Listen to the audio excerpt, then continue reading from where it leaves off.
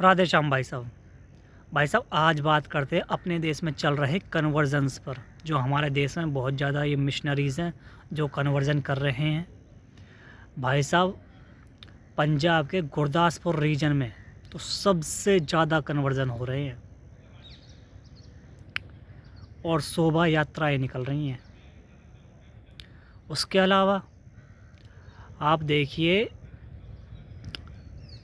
बिहार में, झारखंड में, छत्तीसगढ़ में बहुत ज़्यादा कन्वर्जन हो रहे हैं। उत्तर प्रदेश में धीरे धीरे मिशनरीज़ घुस रहे हैं। और जो हमारा पूर्वी भारत है जहाँ 7 सिस्टर स्टेट्स है उसमें एक असम के रीजन को छोड़ दिया जाए तो भाई साहब और तो मतलब बहुत बहुत ज़्यादा कन्वर्ट हो चुके हैं वहाँ पर तो। और भाई साहब आपको एक बात और याद रखनी पड़ेगी, जो क्रिश्चियन मिशनरीज़ हैं ये भाई साहब जैसे ये लोगों को कन्वर्ट करेंगे फिर ये अलगाववाद की भावना को फैलाएंगे, क्योंकि जितने भी ये मिशनरीज़ कहीं ना कहीं फॉरेन पावर से इन्फ्लुएंस्ड हैं, उनके लिए काम करते रहते हैं।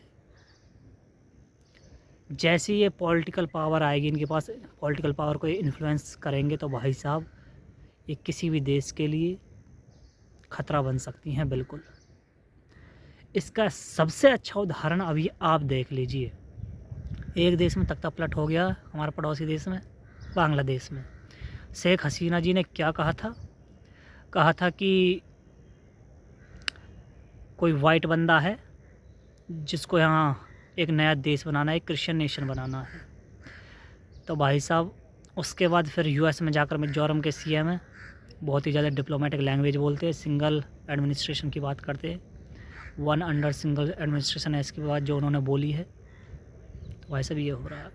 और फिर उसी रीजन में बांग्लादेश का कुछ हिस्सा, कुछ भारत का और फिर म्यांमार का कुछ हिस्से को काट कर एक क्रिश्चियन नेशन बनाने की बात कर रहे हैं।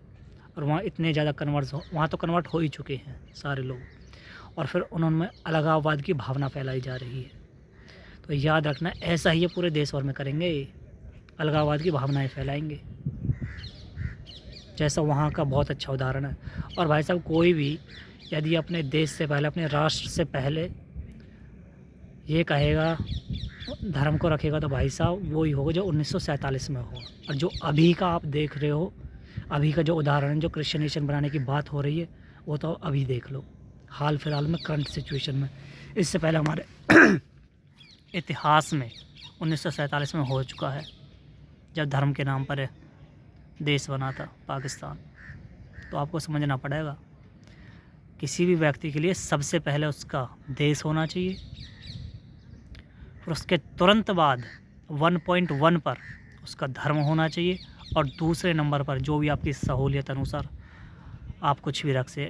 यदि आप एक आम आदमी हैं तो आपकी अलग प्रेफरेंस हो सकती है, यदि आप कोई बड़े लीडर हैं तो आपकी कोई अलग प्रेफरेंस हो सकती है भाई साहब। पर हमेशा भारत की भावना, भारत राष्ट्र की भावना लोगों में, पूरे देश भर के लोगों में होनी चाहिए भाई साहब। और वहाँ पर क्या हो रहा है, क्रिश्चियन नेशन की बात हो रही है, अलगाववाद की बात हो रही है।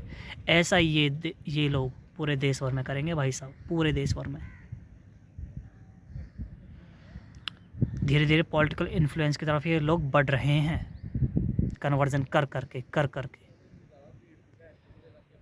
पंजाब में बहुत ज़्यादा हो रहा है, बिहार में, झारखंड में, छत्तीसगढ़ में, उड़ीसा में, उत्तर प्रदेश में अब धीरे धीरे बढ़ रहे हैं। उसके अलावा ये है। पर भाई साहब कुछ कारण भी हैं, कुछ कारण भी हैं। कारण है जिसका ये यूज़ कर रहे हो ऊंच नीच की भावना, जातिवाद, फिर लोभ और लालच देते हैं लोगों को, जिसके कारण ये बहुत ज़्यादा आगे काम कर रहे हैं ये मिशनरीज़।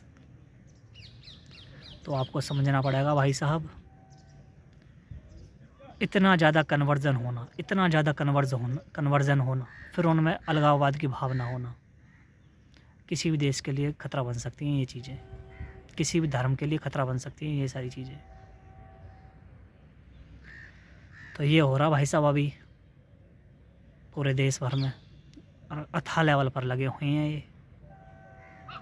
आपको एक बात हमेशा याद रखनी है, किसी भी धर्म के खिलाफ नफ़रत नहीं फैलानी है। पर भाई साहब जो ये कर रहे हैं, इन्हें रोकना भी बहुत ज़रूरी है। अगर इन्हें नहीं रोका गया तो भाई साहब ये कन्वर्ट करते ही रहेंगे। सबसे ज़्यादा जहाँ गरीब राज्य है वहाँ पर है, दूसरा जहाँ पर आदिवासी लोग रहते हैं भाई साहब वहाँ पर ये लगे हुए हैं।